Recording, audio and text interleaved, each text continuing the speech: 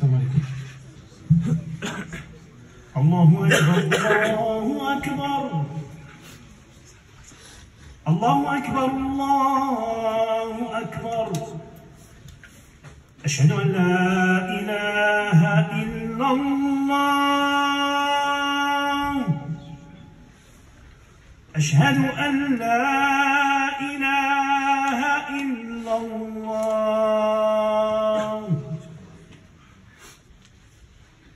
أشهد أن محمدًا رسول الله.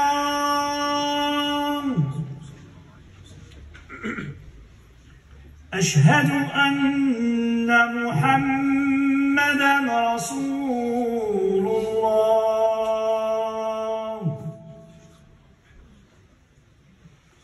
حي على الصلاة.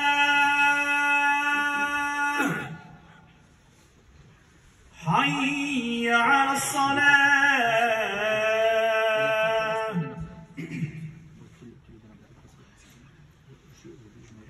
حي على الفلاح.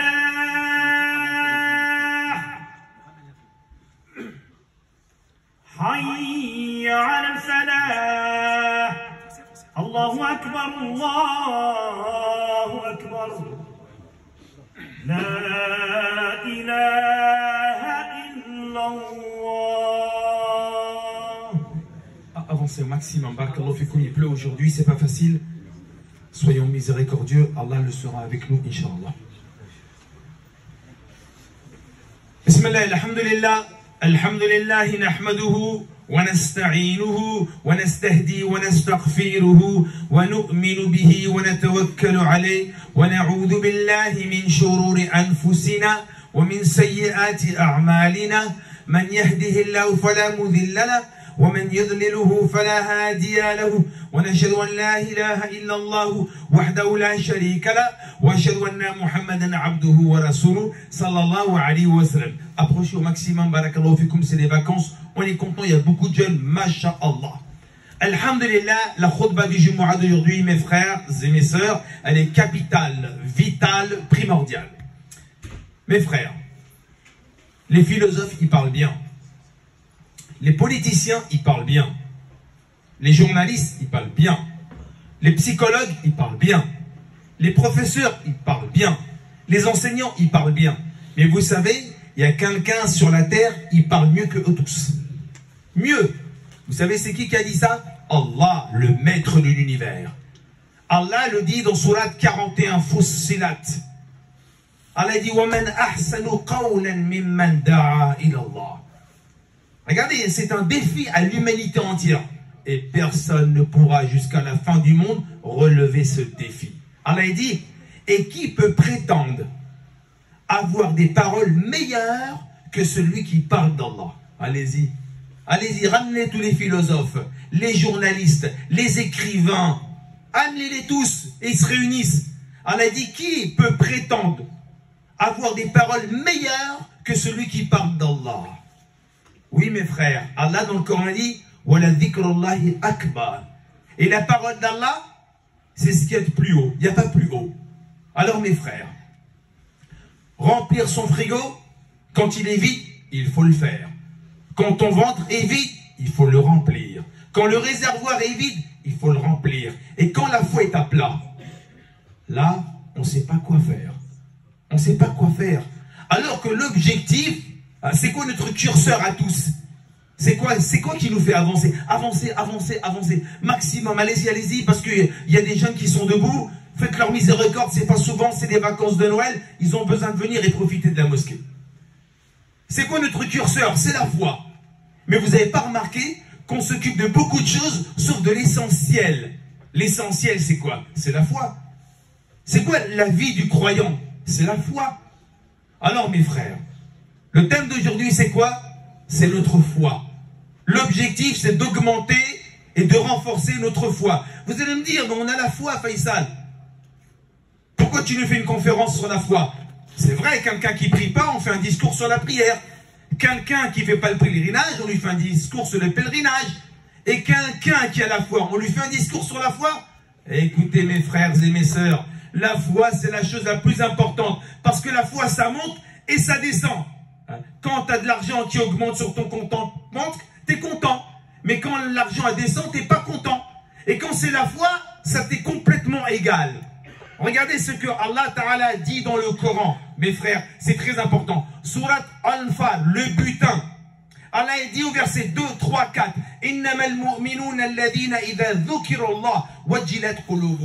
Quand tu vois les croyants parler d'Allah, leur cœur se met à vibrer. Waouh! Alors que quand il y a un mec, un footballeur professionnel, connu dans le monde entier, il met un but, tu te lèves de ton canapé et tu cries. Pourquoi? Parce que tu connais le football. Mais quand tu entends les paroles d'Allah, tu ne bouges pas, parce que tu ne connais pas Allah. Ouais, on ne connaît pas Allah. Parler du football, c'est pas un problème. Parler du commerce, c'est pas un problème. Parler des vacances, c'est un problème. Mais quand on parle d'Allah, là, il y a un grave problème. Pourquoi? Parce que nous, on ne parle pas de celui qu'on adore et celui qu'on devrait connaître. Alors, mes frères, si on ne connaît pas Allah sur la terre, impossible de le connaître dans la tombe. Parce qu'on va être interrogé. Vous allez voir. La suite du verset, Allah dit, et quand tu les vois écouter les paroles d'Allah, leur foi se met à augmenter. Et en Allah, ils se mettent totalement confiants. Et ceux qui font office de la prière et qu'ils dépensent ce qu'on leur a octroyé, voici les vrais croyants. Ulaika hum mu'minun haqqa. La récompense est quoi? Lahum darajatan. Ils ont des degrés auprès d'Allah. Wa maghfiratun. Et un pardon. Wa rizqun karim. Et une récompense énorme. Voilà la récompense pour celui qui, quand il parle d'Allah, ben son cœur il bouge. Et effectivement, quand ton cœur il bouge, à ce moment-là, quand tu entends les paroles du Coran, ta foi augmente. Vous savez, la foi, c'est comme le mercure dans un thermomètre. Vous savez, vous mettez un thermomètre dans le congélateur, moins 18, le mercure il descend. Vous savez, le liquide rouge. Le même thermomètre, tu le mets dans le désert, le liquide il monte. Vous avez vu? Le thermomètre il s'adapte par rapport à l'ambiance. Il monte ou il descend. C'est la même chose. Tu es dans une super ambiance, avec des musulmans. Tu parles d'Allah, ta foi elle monte. Tu te retrouves dans un endroit, tu parles de vulgarité, de méchanceté, avec une mauvaise ambiance, ta foi elle tombe, elle chute.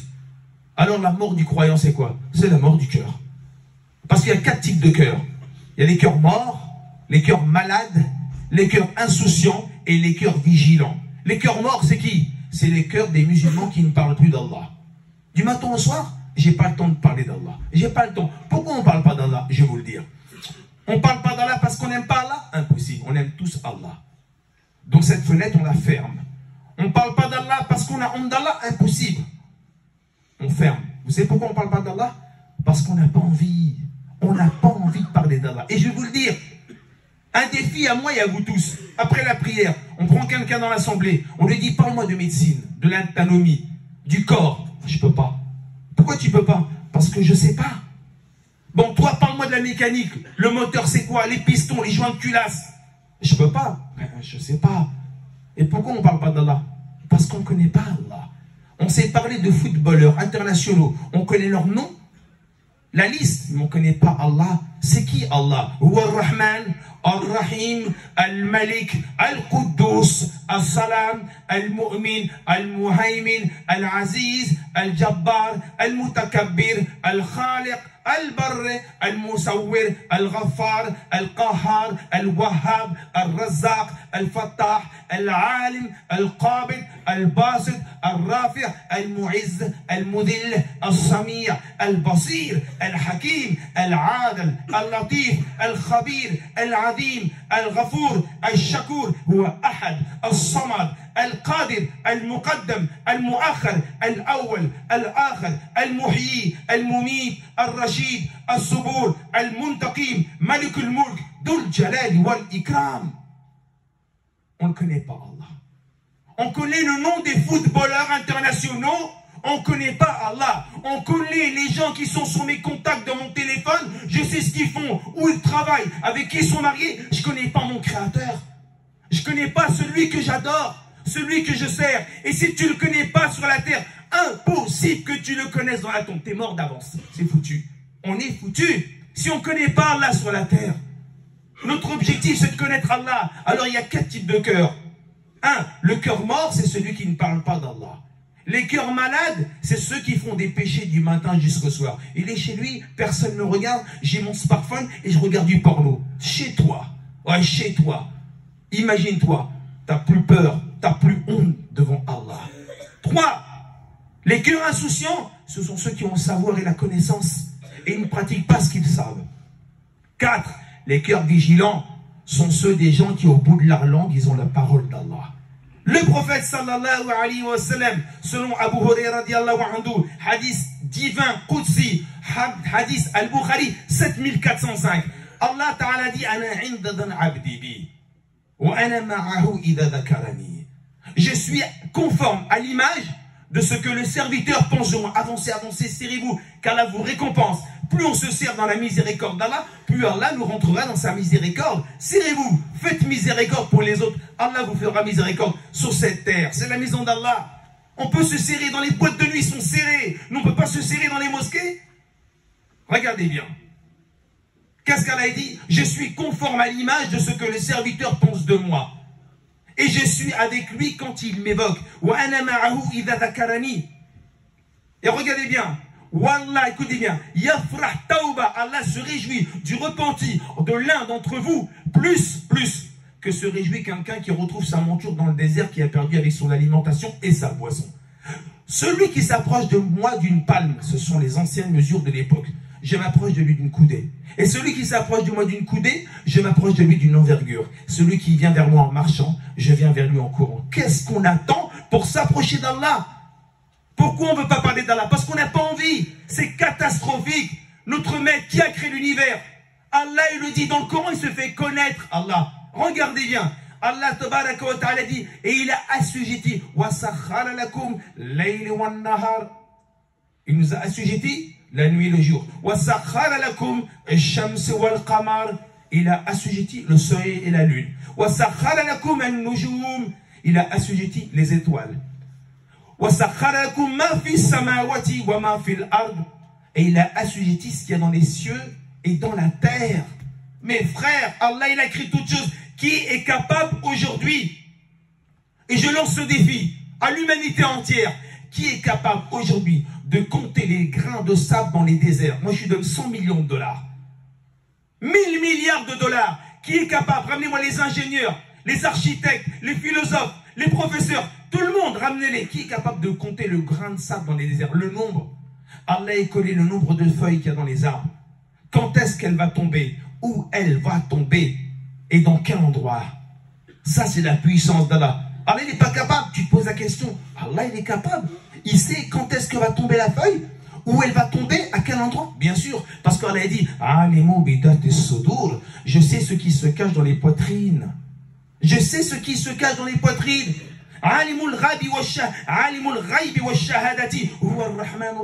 Connaisseur du monde visible et invisible. Qui connaît l'invisible?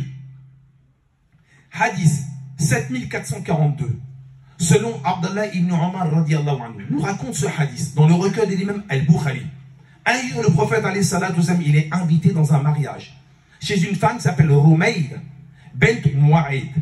Quand il arrive chez elle à ce mariage, il s'assit sur le lit et il entend des petites filles en train de chanter les mérites des parents, et il y a en même temps il tape du tambourin. Quand tout d'un coup, une petite fille, elle dit, oh, parmi nous, il y a un homme qui s'appelle Mohammed et il connaît l'avenir.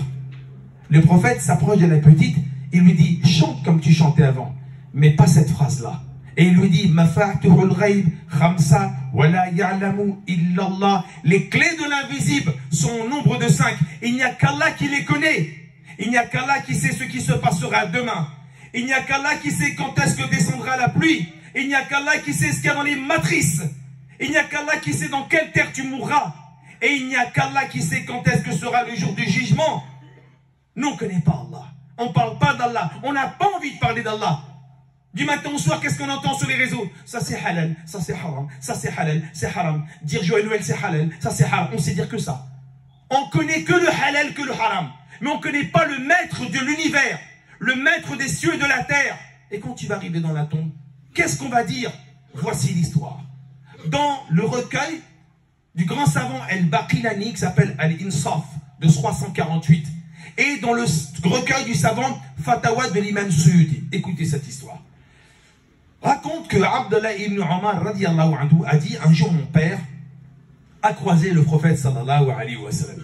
Le prophète lui dit Omar, sais-tu ce qui se passe dans la tombe et connais-tu les interrogateurs de la tombe? Non, messager d'Allah, je ne les connais pas. Et le prophète lui dit dans la tombe, 4 coudées sur 2 coudées, tu seras interrogé par 2 anges. Un qui s'appelle Munkir, l'autre qui s'appelle Nakir. Écoutez bien, les yeux comme l'éclair, la voix comme le tonnerre, les pieds enfoncés dans la terre. Ça fait flipper. Quand on entend ça, ça fait rien, ni chaud ni froid. Omar, il a entendu. Écoutez bien, la voix comme le tonnerre, les yeux comme l'éclair, les pieds enfoncés dans la terre. Et le prophète lui dit, Omar, tu seras interrogé. 3 questions. Quel est ton Seigneur? Il n'a pas dit quel est le nom d'Allah. Ça c'est facile, j'ai déjà mentionné. C'est qui est ton Seigneur? Tu le connais? Tu le connais ton Seigneur? Ensuite, c'est quoi ta religion? Et 3, quel est l'homme qui t'a été envoyé? Regardez bien. Le prophète lui dit, Omar, si tu hésites à la première question, ils vont prendre une masse que tous les gens de Mina, dans une autre version, les gens de cette terre, ils vont la prendre, ils vont te foudroyer pour te mettre en poussière en dessous des 7 terres. Il ne faut pas se planter. Regardez la réponse de Omar. Ô messager d'Allah, quand je serai dans la tombe avec ces 2 anges qui font peur, est-ce que j'aurai la même foi que j'ai maintenant? Il lui dit oui. Ô messager d'Allah, quand je serai dans la tombe devant ces 2 anges, est-ce que je serai le même que je suis maintenant avec toi? Il a dit oui. Alors messager d'Allah, je me sortirai d'affaire. Allahu Akbar. Je me sortirai d'affaire. Allahu Akbar. Ramenez-moi le plus grand savant de la terre. Est-ce qu'il est capable de dire en 2022, je me sortirai d'affaire? Impossible. Impossible. Personne de nous n'est capable de dire aujourd'hui, on se sortira d'affaire. Au messager d'Allah, je me sortirai d'affaire. La suite, quand Omar ibn Khattab radiallahu anhu va mourir, écoutez bien, ils vont l'enterrer à l'Asr, les funéraires sont terminés. Son fils, Abdallah ibn Omar, il voit son père en songe le soir. Il dit, père, comment ça s'est passé dans la tombe avec Munkir et Nakir? Il dit, mon fils, ils sont venus me voir. Et quand ils m'ont posé la question, Man Rabbuka, quel est ton Seigneur? Moi, je leur ai dit, mais quel est votre Seigneur? Vous d'abord. Quel est votre Seigneur? Vous d'abord. Vous êtes qui, vous? Et un des anges, Munkir, il dit à Nakir, il dit, oh là, laisse-le. C'est Omar Farouk, la lanterne du paradis. Et Nakir, il dit à Munkir, oh là, c'est nous qui l'interrogeons ou c'est lui qui nous interroge? Voilà mes frères sur la terre, comment ils étaient. Alors mes frères, nous, si aujourd'hui on ne parle pas d'Allah en tant que vivant, mais pourquoi tu parleras d'Allah dans la tombe? C'est pas possible. Si tu n'arrives pas à parler d'Allah en tant que vivant sur la terre, tu ne peux pas parler dans la tombe en tant que mort. Donc notre objectif, il faut parler d'Allah le maximum possible. Si on ne parle pas d'Allah, on est foutu dans la tombe. Et si tu t'attaches à Allah, si tu as confiance en Allah, si tu as espoir en Allah, Allah il va t'aimer. Vous savez mes frères, que s'approcher d'Allah c'est dans les épreuves.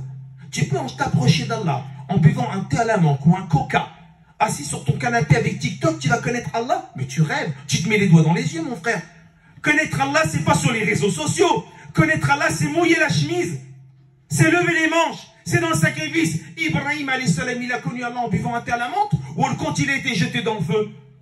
Et Moussa alayhi salam, il a connu Allah en buvant un thé à la menthe ou quand il y avait Pharaon derrière lui et la mer devant lui. Le prophète alayhi salam, il a connu Allah où? En buvant un thé à la menthe sur TikTok ou alors à Taïef. Mes frères, alors regardez comment ils ont connu Allah. Et nous, comment on doit connaître Allah? 2 histoires. Une histoire qui s'est passée il y a plus de 14 siècles et une histoire que je vous racontais que j'ai vécue. Première, dans le recueil de l'imam, écoutez bien, Al-Bayhaqi de 384. Son livre s'appelle Shu'aib al-Iman, 11 000 hadiths, 14 volumes. Page 350, tome 2. Et il dit, à Bagdad, il y avait un homme qui s'appelle Ishaq ibn Abbad al-Basri, radiyallahu anhu.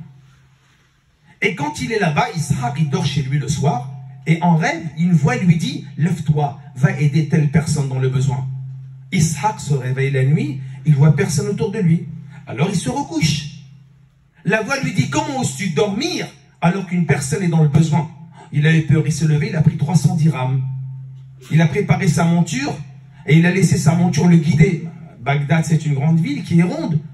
Et vous savez qu'à l'époque, il y avait quoi? Il n'y avait pas de prime, il n'y avait pas de discothèque, il n'y avait pas de cinéma. Il y avait que les marchés de Bagdad et les mosquées. Et sa monture, à votre avis, elle l'a emmenée où? Comme elle sait que la monture, il n'y a pas de marché le soir, bah, elle l'a amenée à la mosquée. Parce que le marché, c'est le matin. Mais la mosquée, c'est du matin au soir. Alors sa monture, elle l'amène devant la mosquée de Bagdad. Et qu'est-ce qu'il voit Ishaq? Un homme qui est en train de prier, la porte ouverte de la mosquée. Ishaq, il s'approche, l'homme le voit, il se lève et il s'en va. Ishaq l'interpelle et dit, attends, qui tu es? D'où tu viens? Que fais-tu si tard la nuit? Il dit, je suis un agriculteur de palmiers et je suis venu demander l'aide à Allah, car j'ai perdu 200 dirhams et je suis endetté de 100 dirhams. Ishaq lui dit, tiens, voici 300 dirhams. L'homme, il le remercie. Ishaq lui dit, tu sais qui je suis? L'homme dit non, je suis Ishaq ibn Abbad al-Basri de Bagdad, tout le monde me connaît. Si demain tu as besoin de quoi que ce soit, n'hésite pas, je serai là. L'homme lui dit qu'Allah te fasse miséricorde. Si j'ai besoin de quoi que ce soit, je frapperai à la porte de celui qui t'a réveillé la nuit et qui t'a ramené vers moi. Allahu Akbar. Ça c'est quoi? C'est l'iman. C'est le iman. Les ordres d'Allah c'est le jour. L'amour d'Allah c'est la nuit. Toi tu veux t'approcher d'Allah sur les réseaux sociaux? Impossible. C'est dans le sacrifice. Parle d'Allah. Mais on n'a pas envie de parler d'Allah. Et tu veux t'approcher d'Allah. C'est pour ça qu'une prière elle est morte. Il faut quand tu es dans la galère. Et tous les musulmans du monde sont dans la galère.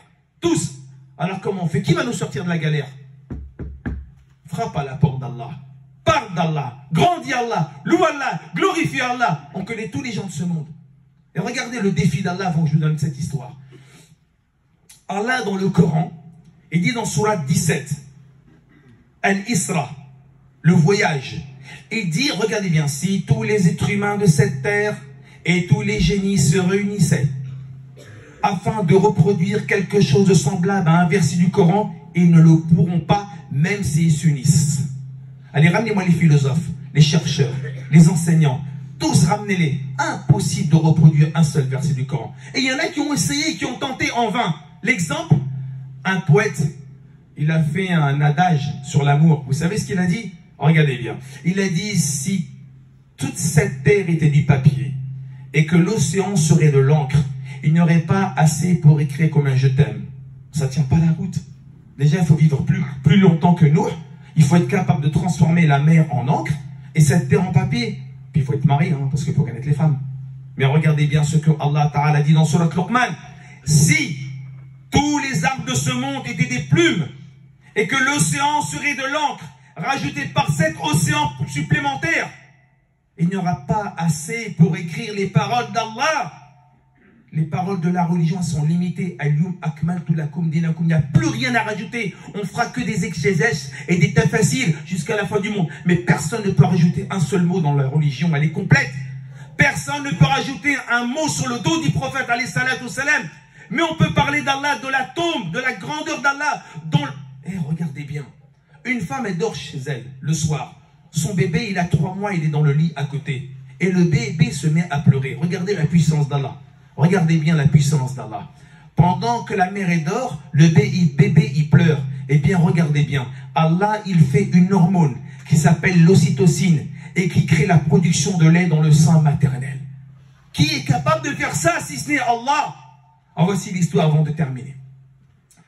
Il y a une quinzaine d'années, un de mes amis à moi, il part à l'étranger, il me dit, écoute Faisal, tu peux gérer ma boîte, je te mets gérant pendant 1 an, j'ai pas envie de la fermer, et au bout d'1 an, je reviens. Je dis, pas de problème, je vais te faciliter, je te rends ce service. Je lui gère la boîte de A à Z. 2-3 mois après, il y a des gendarmes qui rentrent dans la société, voilà monsieur, on vient pour contrôler des machines. Ok, pas de problème. Et ils voient les machines, et ils voient le carnet de métrologie. Vous savez, ce sont des dates, et qu'on doit vérifier ces machines-là. Et ils ont vu, mais monsieur, les dates sont dépassées. Je dis, mais elles fonctionnent les machines? Oui, elles fonctionnent, monsieur. Mais chaque année, il doit y avoir une vérification de métrologie. Ah ouais, je ne savais pas. Ah, monsieur, je suis désolé, je vais le faire. Non, monsieur, c'est pas comme ça, vous allez le faire, mais c'est 1 000 € par machine. Chaque machine, c'est une amende de 1 000 €. Il y a 6 000 machines. 6 machines, 6 000 €. Je dis, écoutez, tant pis pour moi, montez au secrétariat, ils vont faire un chèque. Non, c'est pas comme ça, monsieur. Vous serez convoqué par le juge du tribunal. Je suis pas un bandit quand même. C'est comme ça, monsieur. J'attends ma lettre. Je suis convoqué au tribunal, j'arrive, je rentre dans le tribunal, je ne sais même pas c'est comment. Je vois plein de gens qui se font juger. Alors l'autre, il se fait juger parce que son pitbull, il a blessé des gens. L'autre parce que c'est une femme qui s'occupe mal de ses enfants et qui les violente. D'autres, c'est des vols à l'arrache. Que des gens qui se font juger. Je dis, mais qu'est-ce que je fais là? C'est pas grave, je vais passer, je fais le chèque de la société et c'est bon, affaire réglée. Et pendant que les gens sont jugés, quelqu'un me dit, qu'est-ce que tu fais là? Je dis, bah écoute, moi aussi, voilà, le problème de machine. Et pendant que je vois tout ça, je dis, mais ya Rabbi, on va passer devant ton grand tribunal. Et il y a la balance, et il y a les comptes, il y a le jour du jugement. Je sors du tribunal. Il y a quelqu'un qui est à l'entrée. Je dis, vous allez où, monsieur? Je dis, écoutez, juste 3-4 minutes, je m'absente. Vous êtes appelé. Juste 3-4 minutes, je m'absente et je reviens. Je dis, qu'est-ce que je fais? Je vois une dame et je m'approche d'elle. Excusez-moi, madame, je vais être honnête avec vous. Là, je vais me faire juger. Et je vais passer devant le juge. Vous n'aurez pas une petite salle pour me recueillir quelques instants? Elle me regarde, elle me dit, vous êtes musulman? Ouais, je suis musulman. Juste 2-3 minutes, je vais me recueillir avant de passer devant le juge. Il me dit, je vous en prie, rentrez dans mon bureau. Je rentre dans le bureau, je mets mon blouson par terre et je fais 2 rakats, 2 unités de prière. Je dis, ya Rabbi, je suis venu, je vais payer, mais je flippe de ton tribunal. Il y a le pont, il y a le sirat, il y a l'enfer, il y a les abîmes, il y a la fournaise. Et Allah, facilite-moi le grand tribunal. Je reviens, je rentre dans la salle, je dis au gars, on m'a pas appelé, non, on t'a pas appelé. Après, on m'appelle, monsieur, à la barre. J'arrive à la barre. Donc le juge, il y avait le procureur, il me dit, monsieur, vous savez pourquoi vous êtes là? Oui, je sais pourquoi. Pour les... Ben voilà, donc, les gendarmes sont venus, ils ont vu que vous avez 6 machines, elles étaient pas, les dates de révision n'étaient pas faites, donc c'est 1000 € par machine, il y en a pour 6000 €. Qu'avez-vous à dire? Je vais être honnête avec vous, je suis néophyte, je ne savais même pas, j'ai repris la boîte de mon ami pour 1 an, j'étais pas au courant de tout ça, franchement, je suis sincère. Monsieur le procureur il travaille pour le... Ah, il faut payer avec eux. Le procureur il dit, moi je pense que ce monsieur il est sincère. Relaxez. Le juge il dit, salam alaikum, partez. 2 rakats, mes frères. 2 rakats. Quand je sors du tribunal, les mecs qui me regardent, je dis, allez, ça, vous savez c'est quoi? Ça c'est quoi? C'est pas victoire, c'est 2 rakats. 2 rakats, mes chers frères. Alors, honnêtement, les musulmans du monde, on n'est pas dans la galère, tous. Trouvez-moi un musulman qui est pas dans la galère. Et qu'est-ce qu'on attend pour frapper à la porte d'Allah? On ne veut pas parler d'Allah, on ne veut pas s'approcher d'Allah, on ne veut pas demander à Allah. Mes frères, on fait la prière, on ne pleure pas. On lit le Coran, on ne pleure pas. On fait doigt, on ne pleure pas. Et quand on va au cimetière enterrer quelqu'un, qu'est-ce que tu deviens? Ça fait longtemps que je ne t'ai pas vu. Ouais, je vais faire un business. Pendant qu'on enterre le mec. Mes frères, il y a 2 types de pauvres sur la terre. Il y a celui qui demande aux gens du matin au soir. Et il y a celui qui ne parle pas d'Allah du matin au soir. Lui, c'est le pire des pauvres. Alors, mes chers frères, il est temps de se repentir. Parlez d'Allah dans la maison, au travail, dans la rue. Stop! Arrête! Reste pas sur les réseaux du matin au soir. Abandonne un peu la FIFA. Parle de ton créateur. Parce que si tu n'arrives pas à parler d'Allah maintenant vivant, dans la tombe, ma main coupée, tu ne pourras pas parler d'Allah. Aïna tadhaboun, vous m'emmenez où là? Le mort. Vous m'emmenez où? Où vous m'emmenez? C'est trop tard, mon ami. Tu seras tout seul. Tu vas parler devant mon kirakil? C'est 2 anges qui font flipper? Tu es capable? Tu te sens prêt? Tu ne sens même pas prêt ici. Vous avez vu l'état d'autrefois? Dans quel état aller? On parle de religion du matin au soir. On ne parle même pas du maître de l'univers. Alors on demande à Allah, mes chers frères, qui purifie nos cœurs, qui nettoie nos cœurs et qui rend nos cœurs sensibles. J'ai 3 annonces. La première, demain soir, c'est le 31, et faites comme ça toutes les mosquées, mes frères. Animez les mosquées, ramenez les jeunes. Dites pas non, c'est bid'a, qu'est-ce qu'on fait le 31 dans la mosquée? Ah ouais, tu préfères regarder Patrick Sébastien, le grand cabaret? C'est du cinéma. Arrête, toi et ton fils de 20 ans, il va regarder le grand cabaret. Viens avec ton fils à la mosquée pour écouter un peu l'ambiance avec des machéires. Remplissez les mosquées le 31. Secondo, ce qui est important, mes chers frères, Inch'Allah, il y a un frère, on va faire doua pour lui parce que son père est décédé. Et il y a une fille. Oui? Sa mère, pardon. On fera doua. Et il y a une fille qui s'appelle Laure. Elle est d'origine gitane. Elle est venue à la mosquée pour se convertir. Moi, je ne la connaissais pas. Quand je la vois, elle se met à pleurer. Elle me dit, je te connais depuis 20 ans, Faisal. Allahu Akbar. Pas toi? Toi? Ouais. Je suis converti, je vais me convertir aujourd'hui. Alors elle est là. Elle va faire la shahada. Laure, tu te prépares. Toutes les sœurs, elles sont derrière. Et nous, on se concentre. Tu prends ton index droit, ma sœur. Tu le lèves. Et tu dis, Ashhadu an la ilaha illallah wa ashhadu anna Muhammadan Rasulullah. Abdeslam, tu me dis que c'est très bien. Je répète, Ashhadu an la ilaha illallah wa ashhadu anna Muhammadan Rasulullah. Ok? 3e fois. Ashhadu an la ilaha illallah wa ashhadu anna Muhammadan Rasulullah, takbir, Allahu Akbar, Allahu Akbar. L'or vient de rentrer dans la plus grande communauté du monde, 1,652 milliard de musulmans dans le monde. Allahumma dina fi man hadayt, wa afina fi man afayt, wa tawallana fi man tawallayt, wa barik lana fi ma atayt, bi rahmatika arhamar rahimin. Oh, toi qui connais le poids des montagnes, et toi qui connais le nombre de gouttes d'eau dans les mers, et toi qui connais le nombre de feuilles dans les arbres, et toi qui connais le nombre de grains de sable dans les déserts, et toi qui sais ce qui se cache dans le cœur d'une fourmi noire, sous une pierre noire, dans une nuit noire, Allah fait qu'on tombe amoureux de toi. Allah fait qu'on tombe amoureux de toi. Allah, on t'oublie du matin jusqu'au soir. On t'oublie dans la prière. On t'oublie quand on lit le Coran. On t'oublie quand on est la vie du matin au soir. Allah illumine nos cœurs de la foi. Allah met la lumière de la religion dans notre cœur. Allah fait qu'on t'aime. Allah approche-toi de nous. Allah fait qu'on s'approche de toi. Allah fait qu'on tombe amoureux de toi. Allah fait qu'on tombe amoureux de toi. Allah, donne-nous les larmes dans notre cœur. Allah, donne-nous les larmes sur notre visage. Allah, on t'aime sincèrement du fond du cœur. Allah, donne-nous la force de parler de toi. Donne-nous la force de t'évoquer, de t'invoquer. Facilite-nous dans la tombe le jour du jugement. Allah, devant Moukir et Nakir, aide-nous, Ya Allah, Ya Karim. Personne de nous pourra s'en sortir. Protège-nous des flammes de l'enfer, des stratagèmes du diable. Allah, aide-nous, bi rahmatika rahmar rahimin. Unis la communauté musulmane. Élève la communauté musulmane. Protège la communauté musulmane. Pardon si on a désobéi aux parents. Pardon si on a fait pleurer nos mamans. Pardon si on a frappé nos enfants. Pardon si on a insulté les gens. Allah, nettoie notre cœur, bi rahmatika rahmar rahimin. Allah, unit la communauté musulmane. Allah, pardonne-nous sincèrement du fond du cœur. On est là devant toi, on te demande pardon. Pitié, Allah, pitié pour nous les faibles. Pitié parce qu'on t'oublie, parce qu'on ne pense plus à toi. Pitié pour nous, si tu n'as pas pitié pour nous, qui aura pitié pour nous, Ya Allah, Ya Karim? Allahumma salli ala Muhammad, wa ala ali Muhammad, kama sallayta ala Ibrahim, wa ala ali Ibrahim, fil alamina innaka hamidun majid. Subhana rabbika rabbil izzati amma yasifun, wa salamu ala al-mursalin, walhamdulillahi rabbil alamin. Mes frères, notre frère qui est ici, sa maman elle est morte. Allahumma, élarge-lui sa tombe. Allah, rentre-la au paradis lorsque les cieux et la terre. Fais-la traverser le pont Sirat à la vitesse de l'éclair. Mets-la au paradis avec les grandes femmes du paradis, Ya Allah et Karim. Mets les anges dans sa tombe et fais-lui un jardin du paradis. Wa aqim as-salah.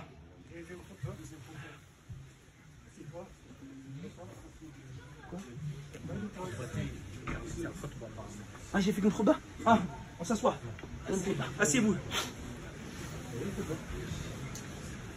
Bismillahirrahmanirrahim. Alhamdulillah, nahmaduhu wa nusalli ala rasulil karim sallallahu alayhi wa sallam. Mes frères, il faut se protéger des stratagèmes du diable.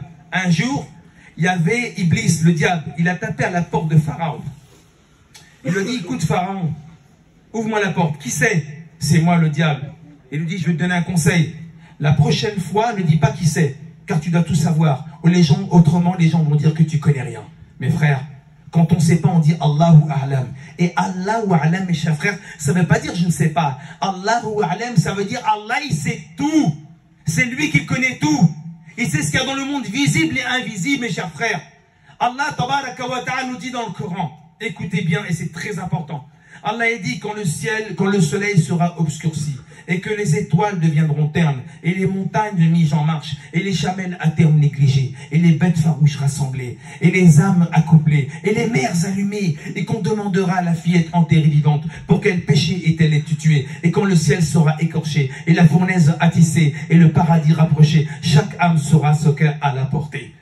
Bi rahmatika arhamar rahimin, aqim as-salah.